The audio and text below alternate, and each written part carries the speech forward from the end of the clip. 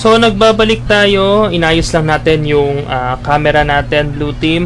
So welcome sa ating 2 viewers na nanonood at nakikinig sa atin ngayon. Aba, 3 na, 3 na sila, Blue Team. Aba, sige lang, manood lang kayo. Bago matapos ang taon, muli ako po si Brian Carolino. Blue Team, sama-sama po tayo ngayong umaga. On air, balita na po.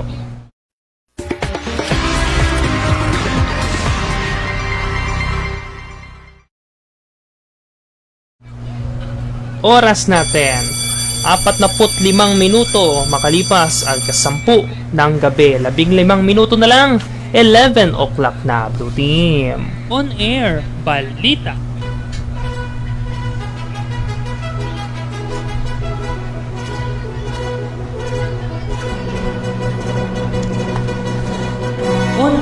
On air, sa online, yanda na mga tenga, sa programang live na lalarga, wala sa radyo, online lang, ikasa.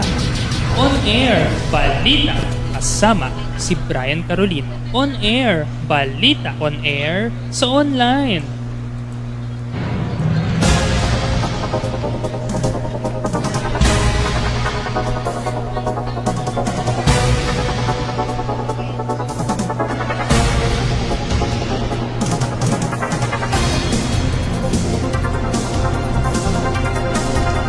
Eto na tayo, Blue Team.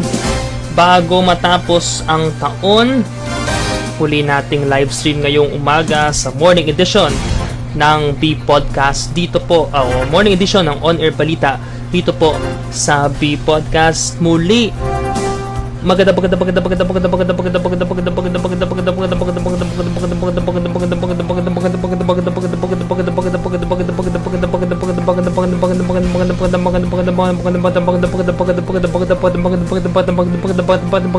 magandang umaga po sa inyong lahat.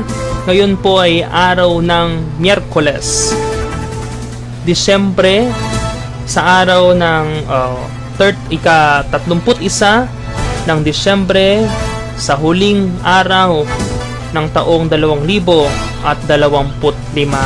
Ako po si Brian Carolino para sa On Air Balita dito po sa morning edition ng B Podcast. Dito po sa BCRC 3, narito na po ang mga pinag-usapang balita ngayon pong araw na ito ng Miyerkules, Blue Team.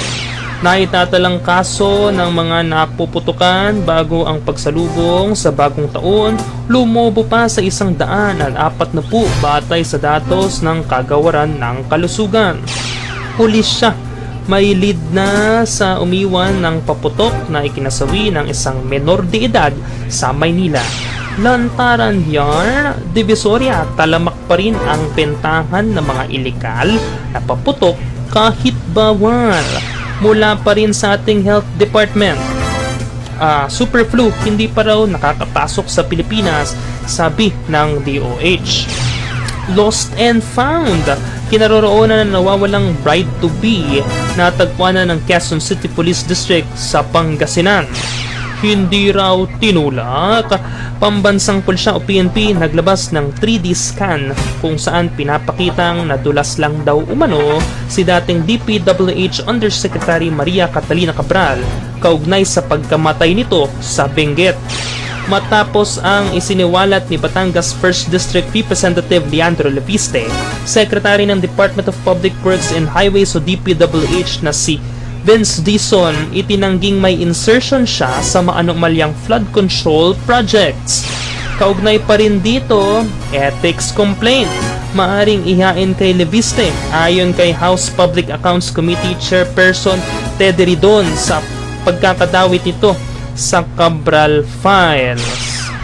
3 pang dagdag na istasyon sa EDSA busway posible sa 2026 ayon sa Department of Transportation o DOTR.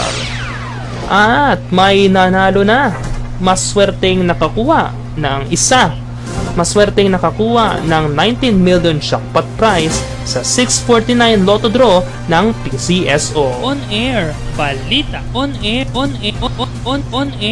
balita. On air, sa online. Mula sa 100 at 25. Nadagdagan pa ng 15 ang mga individual na napuputukan.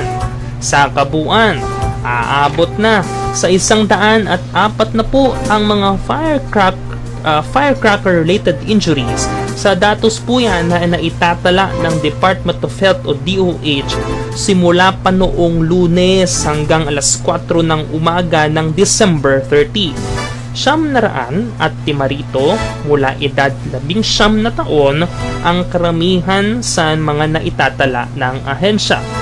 Mga paputok gaya ng boga, 5-star at ilan pang mga hindi patukoy na paputok ang tatlong pangunahing dahilan ng mga napuputukan. On air, balita on air, sa online. Nahanap na ng Quezon City Police District o QCPD ang kinaroroonan ng mga nawawalang bride to be sana na si Shera De Juan nitong December 29, 2025.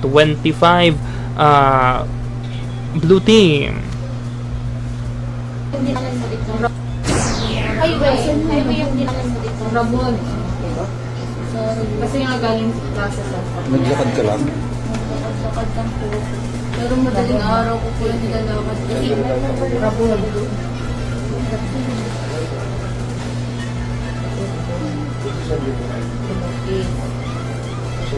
Ang layo na pa ng nilakad mo pala, ma'am, no?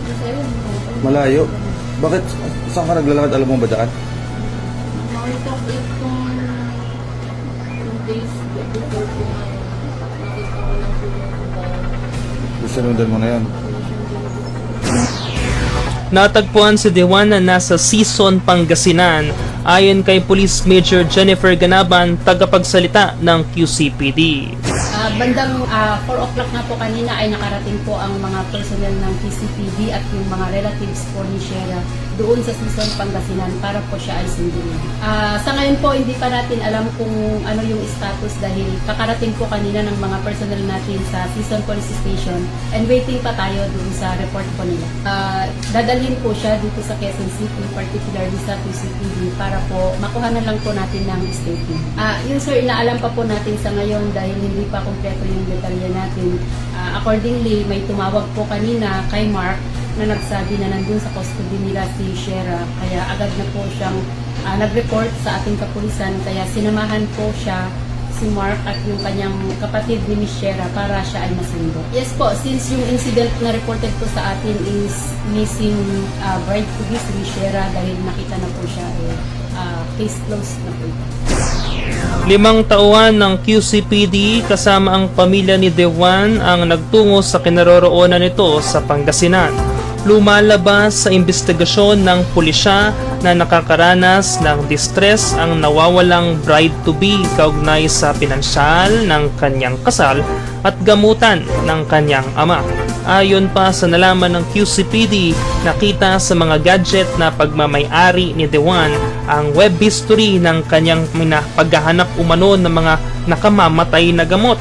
Huling nakita si Dewan sa isang gas station sa North Fairview sa Quezon City noong December 10. Ilang araw po yan bago siya napaulat na nawala bago ang kanya sanang nakatakdang kasal nitong December 14 ngayon ding taong 2025. Blue Team. On air, balita on air, sa online. Samantala, posibleng ulanin ang ilang bahagi ng bansa dahil sa tatlong weather systems ayon sa Philippine Atmospheric Geophysical and Astronomical Services Administration o PAGASA ngayong New Year's Eve. Kalat-kalat na mga pag-uulang dulot ng thunderstorms ang posibleng maranasan sa Bicol Region, Palawan at Visayas dahil sa shear lines at easterlies. Samantalang maulap na himpapawid at minsan ng pag-uulan naman ang mararanasan sa Mindanao at Mimaropa Region dulot ng easterlies at ng northeast monsoon o hanging amihan. Mahihinang ulan naman ang asahan sa kalat na bahagi ng Luzon at Metro Manila. Makikita natin dito sa ating latest satellite images itong mga kaulapan na umiiral sa southern portion ng ating bansa ay ang patuloy na epekto nitong easterlies o yung hangin na nanggagaling sa Karakatang Pasipiko sa malaking bahagi ng Visayas, portions ng Mimaropa at sa Mindanao. Samantala, itong share line na inaasa rin natin na sa mga susunod na oras within the next 24 hours, pagdudulot rin ng mga pagulan dito sa ilang portions ng Bicol Region area. Patuloy rin yung pag-iral ng northeast monsoon o yung malamig na hangin umihan dito sa northern and central Luzon. So for Metro Manila and most of Luzon, generally fair weather conditions ang ating mararanasan ngayong araw, pero nandiyan pa rin yung mga tsansa ng usual afternoon to evening ng mga rain showers or thunderstorms, especially dito sa area ng Southern Luzon, at tsansa ng light rains yung ating mararanasan sa Metro Manila and the rest of Luzon. So wala pa rin tayo minomonitor ng low pressure area at nananatiling maliit yung tsansa na magkaroon tayo ng bagyo sa mga susunod na araw. Samantala, Blue Team. On air, balita. On air, sa online. On air, sa online. On air, on air, sa online. Nagsagawa ng Thanksgiving procession. Pasensya na po, nagkaroon lang tayo ng technical difficulties. Nagsagawa ng Thanksgiving procession ang Minor Basilica of the Black Nazarene kagabi. Dinaluhan niya ng mahigit 8,000 deboto ayon sa Manila Police District o MPD. Maayos at payapa ang naging daloy ng kabuuan ng aktibidad. Maliban na lang sa isang 13 gulang na nasagasaan ng isang taxi sa kasagsagan ng prosesyon. Assessment namin, medyo critical po yung kasi po head po siya. And yun po yung pinaka-delikatong part ng tao. Tinutugis na ng MPD ang kinaroroonan ng taxi driver na tumakas matapos ang aksidente. On air, balita. On air, sa online. Nakajackpot sana all ang isang mananaya ng 642 Lotto Draw kahapon, December 30, 2025 sa winning combination na 6. Ala, nasan na yung sound effect ko? Okay, 6, 32, 29, 24, 37, at 4. Napalalunan ng nanalo ang tumataginting na... Magkano kaya yung price sa loto natin dyan? 19 million peso jackpot prize. Aba, ang laki ah. Samantala, wala pa ring nananalo sa iba pang major lotto draws ng PCSO. On air, balita. Roundup, on air. On air, balita. On air, on air, balita. On air, sa online. Samantala, Blue Team, balikan natin ang mga headlines sa mga pinag-uusapan ngayong araw na ito ng bisperas bago magbagong taon. Blue Team, naitatalang kaso ng mga naputukan bago ang pagsalubong sa bagong taon, tumubo pa sa 140 batay sa datos ng Kagawaran ng Kalusugan. Pulisya may lead na sa umiwan ng paputok na ikinasawi ng isang menor de edad sa Maynila. Lantaran Yard, Divisoria, talamak pa rin ang bentahan ng mga illegal na paputok kahit bawal. Mula pa rin sa ating Health Department, super flu hindi pa raw nakakapasok sa Pilipinas, sabi ng DOH. Lost and found, kinaroroonan na nawawalang bride to be.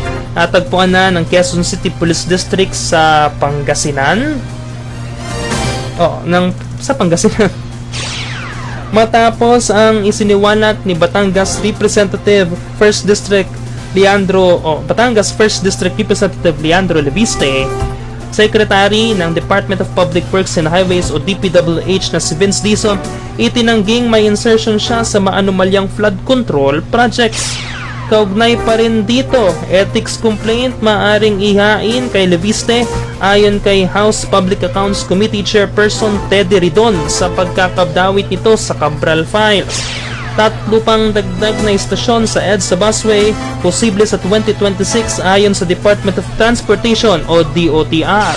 At may nanalo na isa, maswerteng nakakuha ng 19 million jackpot prize sa 649 Lotto Draw ng PCSO. On air, balit, on air, balita, sa online, on air, sa online. At yan po ang mga balitang atin pong binantayan ngayon dito po sa On Air Balita. Ay, shoutout lang natin yung ating 2 viewers na nanonood at nakikinig sa atin ngayon. Shoutout kay Joshua Kenneth. Okay, hi daw Kuya Bray. Hi din sa'yo. Welcome. Thank you po sa iyong panonood dito at pakikinig sa atin. Yan po ang ating mga balita, ang mabilisan nating balitaan ngayong araw sa On Air Balita, no? Yan, sa On Air Balita bago matapos ang 2025. Huling araw na po ngayon ng 2025, Miyerkules, December 31, 2025. Oras po natin do team. Saktong-sakto, 11 na po ng umaga, isang oras na lang, alas 12 na ng tanghali. Susunod na po, Blue Team, ang anong kwento? Inyong napakinggan ang On Air Balita kasama si Brian Carolina.